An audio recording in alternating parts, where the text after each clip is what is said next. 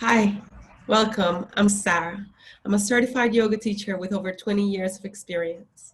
And today I'd like to talk to you a little bit about what yoga is and how it can help with anxiety and depression. Yoga is a practice that helps you connect your spirit, mind, and body in a very real and practical way by using your breath.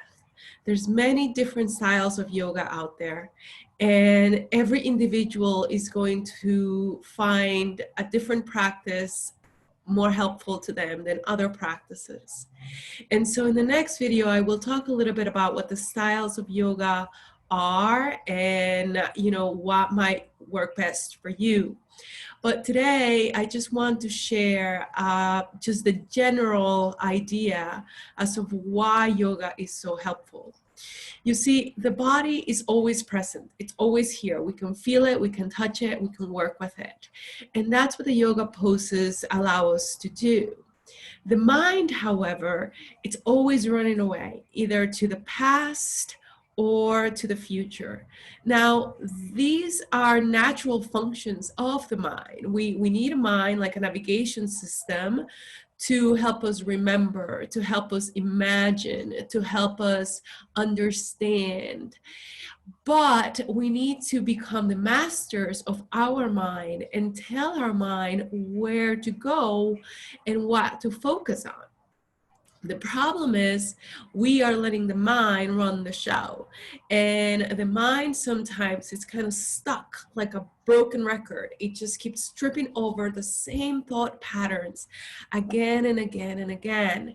And so maybe it's stuck in the past of something that happened or something that you could have or should have done and didn't do. Or maybe it's worried about the future and what's going to happen if this and what's going to happen if that. Both of those scenarios are just thoughts. The truth is, right here, right now, in this moment, watching this video, you are okay. That's just the truth.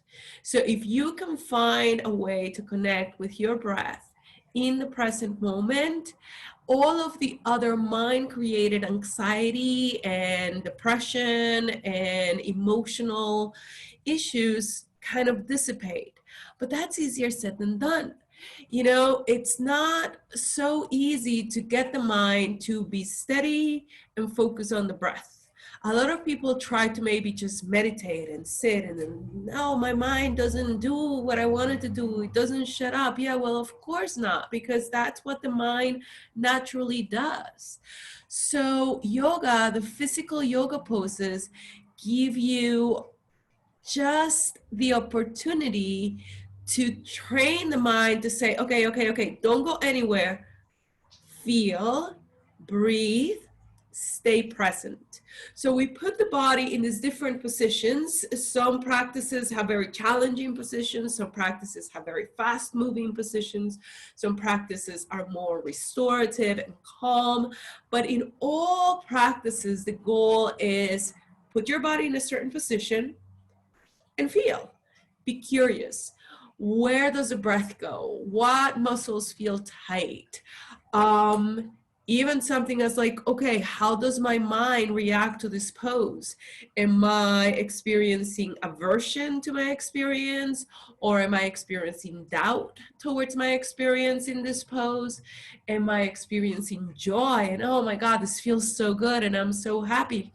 All of those scenarios are not good or bad or otherwise. They just are. And so when you are able to see yourself in these poses and allow yourself to become the witness of your body, the witness of your breath, the witness of your mental fluctuations, the witness of your emotional fluctuations, then you can begin to see, okay, these patterns are helpful, I should nurture them. And these patterns are not so helpful, I should maybe change them. But that option is not there if you're not aware of what's flowing through. So you don't have you are not depressed. You have depression flowing through you. There's a difference. You are not anxious.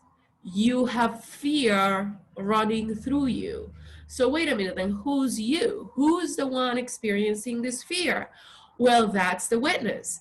That is your true self. That is your conscious self. And the more you connect with that part of yourself, the more freedom you have to change your thoughts, because your thoughts affect your emotions, and then your emotions feed your thoughts. And it's a continuous, like, never-ending cycle of negative thoughts, negative emotions, more negative thoughts, more negative emotions. If you can see them as just that, thoughts and emotions, then you can say, okay, wait, I'm not going to think this way anymore. I've decided that this is my new perspective.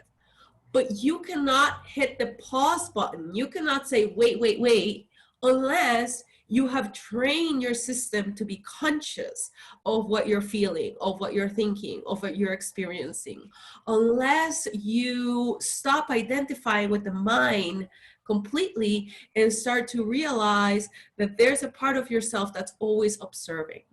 So I understand that this might be easy to understand, but not so easy to do and to be, because you actually have to become what I'm talking about.